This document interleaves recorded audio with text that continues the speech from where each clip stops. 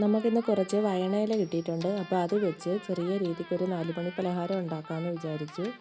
അതിനായിട്ട് ഞാൻ കുറച്ച് അവിലെടുത്തിട്ടുണ്ട്. അതിലേക്ക് ഒരു തേങ്ങ തിരുമിയത് ചേർത്ത് കൊടുക്കാം. മധുരത്തിന് ആവശ്യമായിട്ടുള്ള ശർക്കര ചേർത്ത് കൊടുക്കാം. ശർക്കര ഇല്ലെങ്കിൽ പഞ്ചസാര ആയാലും മതി. ഞാനിപ്പോൾ ശർക്കര ചേർത്ത് കൊടുത്തു. പിന്നീട് അണ്ടിപ്പരിപ്പും മുന്തിരിങ്ങയും ഇട്ട് കൊടുക്കാം. പിന്നെ 4-5 ഏലക്ക ഒന്ന് ചതച്ച് അതും കൂടെ ഇട്ട് കൊടുക്കാം. ഇനി ഇത് നല്ലതുപോലെ നമുക്ക് കൈക്കൊന്ന് മിക്സ് ചെയ്തെടുക്കാം.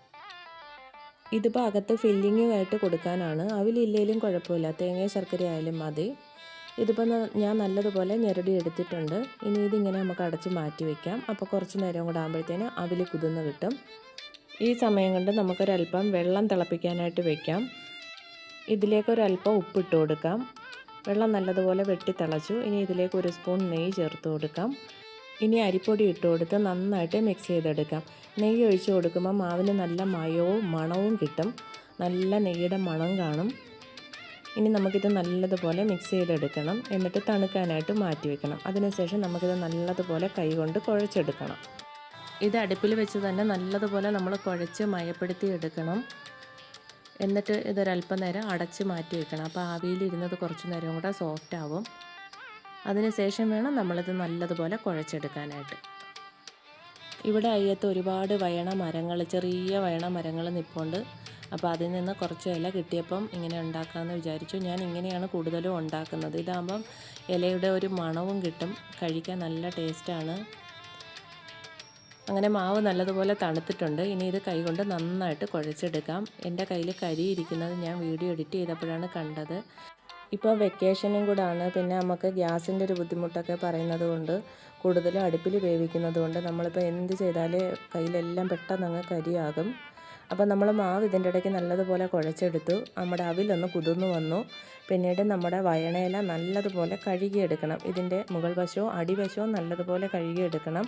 അടിയിൽ ചെറിയ പ്രാണികൾ ചിലപ്പോൾ കാണും, അതുകൊണ്ട് നല്ലതുപോലെ കഴുകിയെടുക്കണം.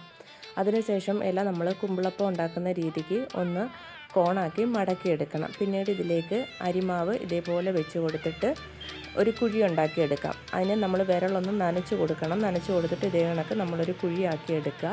ഇനി ഇതിനകത്ത് ഞാനങ്ങ് ഫില്ലിംഗ് ആക്കി കൊടുക്കുകയാണ് ചെയ്യുന്നത്. എന്നിട്ട് ഈ മുകളിലോട്ടിരിക്കുന്ന മാവ് കൊണ്ട് തന്നെ ഇതങ്ങ് അടച്ചു കൊടുക്കാം. എന്നിട്ട് ഇലയുടെ അറ്റവും അകത്തേക്ക് മടക്കി കുമ്പിളപ്പം പോലെ ആക്കിയെടുക്കാം. അപ്പോൾ ഇതുപോലെ ഇരിക്കും. ഇനി നമുക്ക് ഒരെണ്ണവും കൂടെ അതുപോലെ ഒന്ന് ഉണ്ടാക്കാം. ഇല കുമ്പിളപ്പം ഉണ്ടാക്കുന്ന അതേ രീതിയിൽ കയ്യിലൊന്ന് ചുരുട്ടി പിടിക്കുക. അതിലേക്ക് അരിമാവ് ഇട്ട് കൊടുക്കുക. എന്നിട്ട് നമ്മൾ കൈ ഒന്ന് നനച്ചിട്ട് വിരൽ വെച്ചൊരു കുഴി ഉണ്ടാക്കി കൊടുക്കുക. അതിലേക്ക് ഫില്ലിങ് നിറച്ച് കൊടുക്കുക. എന്നിട്ട് ആ മുകളിലിരിക്കുന്ന മാവ് കൊണ്ട് തന്നെ ഇതൊന്ന് അടച്ചു കൊടുക്കാം. എന്നിട്ട് ഇലയുടെ അറ്റം നമുക്ക് മടക്കി ഇതിനകത്തേക്ക് തന്നെ അതിൻ്റെ തണ്ടിറക്കി അങ്ങ് വയ്ക്കാം. അപ്പോൾ ഇതേ രീതിക്ക് ഞാനിനി ബാക്കി എല്ലാം ഉണ്ടാക്കിയെടുക്കാം. എല്ലാം ഉണ്ടാക്കി കഴിഞ്ഞപ്പോൾ 2 ഇല ബാലൻസ് വന്നു. ഇനി നമുക്കിവിടെ എല്ലാം ഒന്ന് വൃത്തിയാക്കാം. ബാക്കി അവൽ ഇത്രയും വന്നു. അത് നമുക്കല്ലാതെ തന്നെ തിന്നാൻ പറ്റും.